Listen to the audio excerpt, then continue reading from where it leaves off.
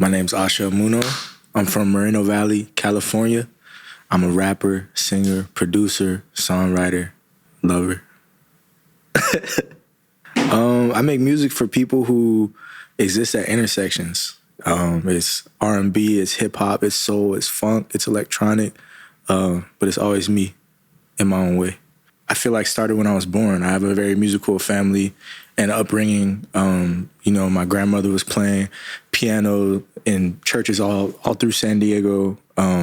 My grandfather was singing in the choir. My mom was directing it. But then for myself, like in middle school, I was in jazz band, concert band, marching band.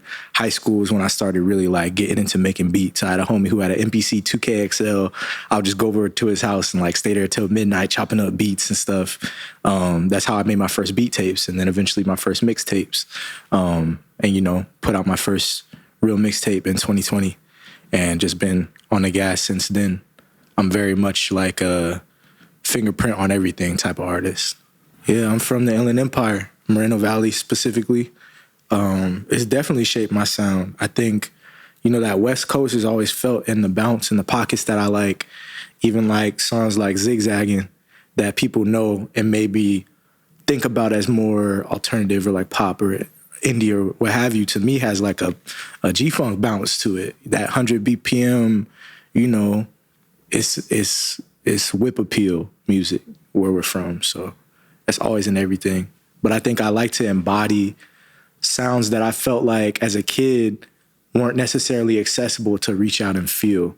That, people doing just a couple hours away in LA, a completely different type of culture and sound and style. And so I breathe that in everything I do. My family motivates me and keeps me going more than anything.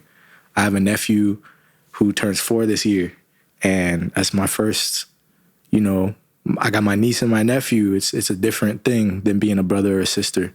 And, I look in his eyes and I see a reflection of who I am. So I just want to be the best version of myself and an example of doing what you want to do to the fullest capacity, And I think the opportunity to be that for my peers and people who work with me for whatever reason, whether it's as a human being, as an artist, producer, whatever, is like the biggest thing. My manager, Amit, where's Amit at? He's the hardest working, most connected, the type of person that brings the best out of everybody that he works with and has an energy about him that you're seeing a legend, like the Rick Rubin aura, like, but young. You know what I mean? And he has like, just our values have been so aligned from when we first met in terms of community and, just organic connectivity over all the noise and all the things that ironically come about as a product of not focusing on them. And I think in general, like, we just feed off each other's energy so much.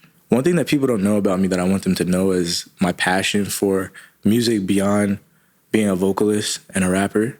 I think that, like, we don't get as many opportunities to talk about chords and structure and composition and my background in music and the fact that, like, I played trombone in band and, like, just the passion that I have for organized music outside of hip hop and R&B and how it breathes life into the music that we make now. I think is really important to just pay tribute to, I think, a part of music that exists at a level of excellency that I think we kind of think about as being more traditional, and the way that I blend it into everything that I do, I would say. We started this company, Waiting Room, and I think that's going to become more and more a focus as time progresses. We've done a couple, it's like live activations in LA.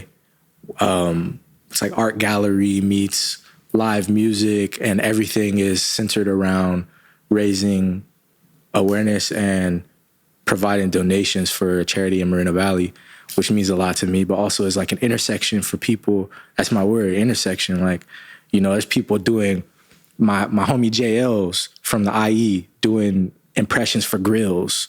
In the next room, we're doing a live show. Next room, there's people like, there's pottery and sculptures and fine arts, which is a big part of my background as well. And, we're moving into more experimental live activations, things people can reach out and touch and feel. So, you know, as time progresses, it'll just get crazier and crazier in the best kind of way. Biggest inspirations and influences, people like D'Angelo, people like Pharrell Williams, all the way back to Star Trek. Like, I'm a big nerd when it comes to like who's behind the music. You know, people like Quincy Jones, people like Young Thug, people like Lil Wayne, people like Kendrick Lamar, innovators in their own right. I think just fuel inspiration for me in the biggest way. I'm a big fan of thinkers, even more than like maybe the works that they create necessarily. So, you know, people like James Turrell, people like, you know, all across the board. It doesn't just stop at music with me, for sure.